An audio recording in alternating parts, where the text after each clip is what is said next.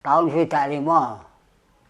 Nek belajar namung ten omah ten griya ngeten iki. Kula motonge lare alit-alit niku njur ketok pun apik potongane ya tiyang sak barangan kula niku sejajar kula niku sami potong kabeh.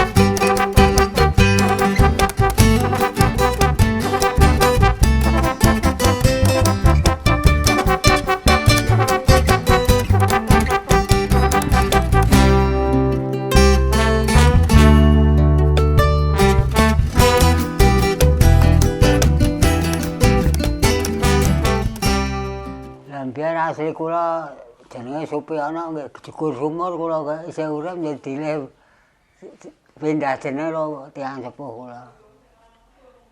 Jegur sumur juru buange sumure.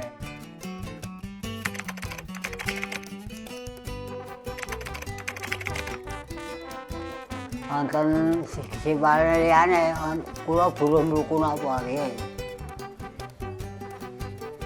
Bajak sawah niku lho.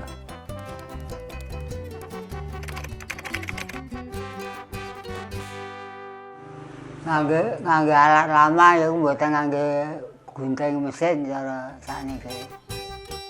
Namung cukur niku kalih gunting biasa kalih kelut niku namung ngangge puas niku riyen.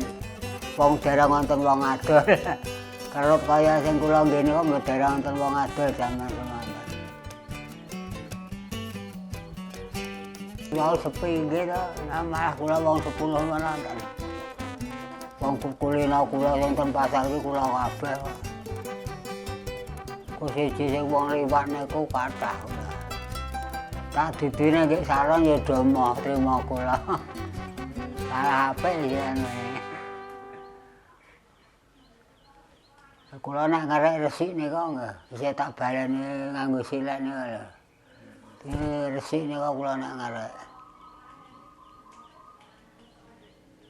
Lah lading kula ku mbiyen Dek, tukang pas mantan niku wonten karo disilih kok, Mas. Dinggo gawe nek putih digawe lengkok-lengking nika niki. Nyambut lading kula. Lah kula ki napa-napa kula sae, Mas. Nukang angon bebek. Buruh sepriki kula ketuk banjuran rika mboten mung terak. Ketuk lorong alun-alun. Ya aja. Ngetoke kayu niku lho tumpangke nang truk niku kula glidhik rombonge kula ten kidul alun-alun gedhe. Nang cerak Sri Penganti.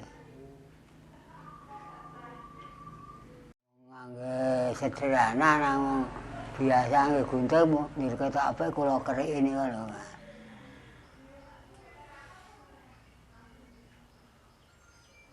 Kula mbiyen ten Pasar Wetan riyen. Kula belajaran metu ten Pasar Wetan. Pasare dalan ngalian-ngaler isih ten wetan rika.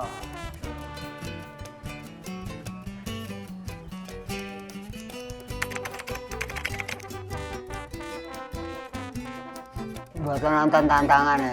Mung nek rambut niku mengke mboten dikramasi niku rondo suwe mboten sekali njuk apik. Nek dikramasi resik niku ora dipotong niku gelis bae rampung to langsung apik. Nek gemben niku mungkin ditelesi dijungkat iki isih mulur meneh kok Mas. Engko si balene sih agih apik kok. Kula nek nganti gemben niku sak tak semprot riyen nek ten pasar.